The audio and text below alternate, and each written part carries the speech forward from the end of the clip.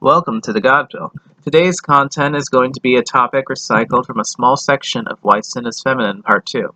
I found an illustration that I thought could help viewers that haven't watched that video get an easy, workable understanding of the content of that section. In that series, I explained pretty extensively how the effects of the Y chromosome is what makes man in the icos of God. I am not going to retread that ground here, but to start, the vast majority of the human genome remains the same regardless of gender. Given women exist, humans can survive without a Y chromosome. It is not necessary for a person to be fully functional genetically. While man and woman require one another to reproduce, neither is incomplete, though the woman's purpose and functions are for the man.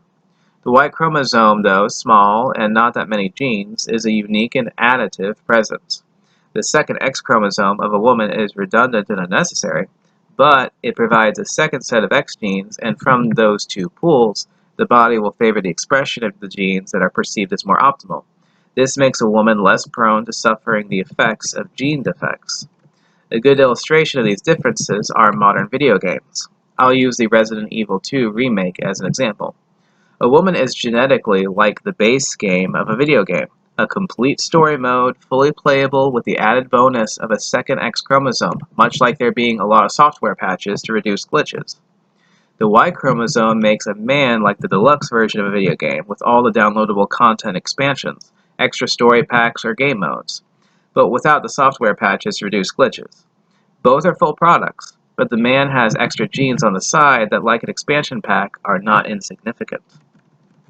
The reason I use Resident Evil 2 as an example is the game has two campaigns. You can play as either Leon or Claire.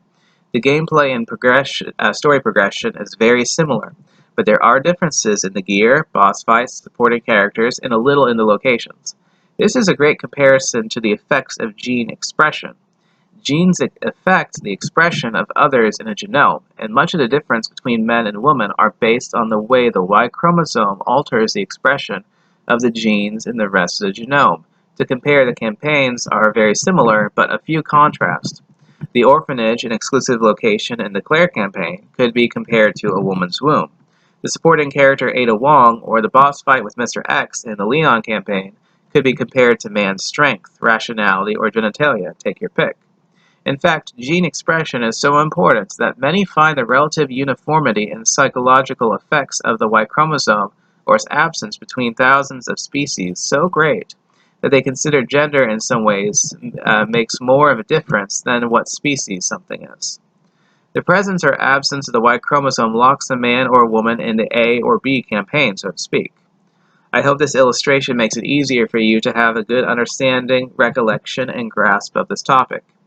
If you enjoyed this video or the content of my channel, don't hesitate to like, share, subscribe, donate, and comment. Until next time, enjoy gaming if it's your thing.